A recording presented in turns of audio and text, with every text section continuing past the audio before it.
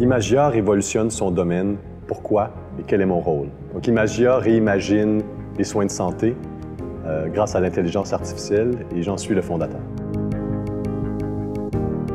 Sur quelle grande force du Grand Montréal s'appuie le succès d'Imagia? Alors, à Montréal, on a la chance d'avoir les experts en intelligence artificielle, mais aussi une force énorme en sciences de la vie. Plus de 60 000 personnes y travaillent, 27 000 étudiants, 150 centres de recherche. Donc, c'est vraiment la conjoncture entre les experts d'intelligence artificielle et les spécialistes qui sont locaux qui nous permettent de rayonner à l'international.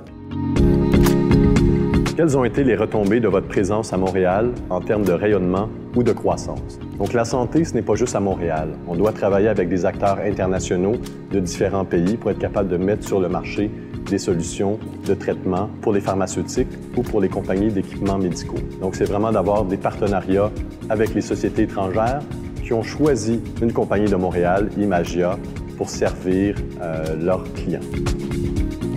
Racontez-nous votre meilleure anecdote liée au domaine des arts.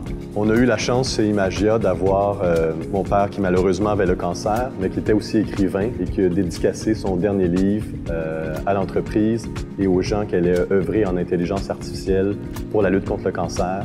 Donc, c'est un livre qui s'appelle « Pas de distance entre nos cœurs » qui fait vraiment appel à l'essence humaine, parce que l'intelligence artificielle n'est qu'un outil. Il faut bien s'en servir et on est d'abord des humains qui vont interagir avec cette technologie-là.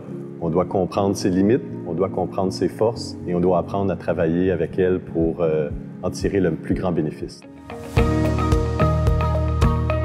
Quel mot vous vient à l'esprit lorsqu'on évoque Montréal International?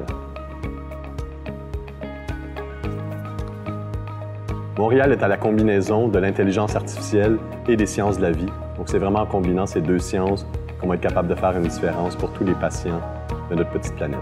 Donc, on travaille très, très fort pour faire une différence pour les autres pères, les autres mères et les autres enfants de ce monde qui vont être pris avec des maladies génétiques et de rendre accessible la médecine personnalisée.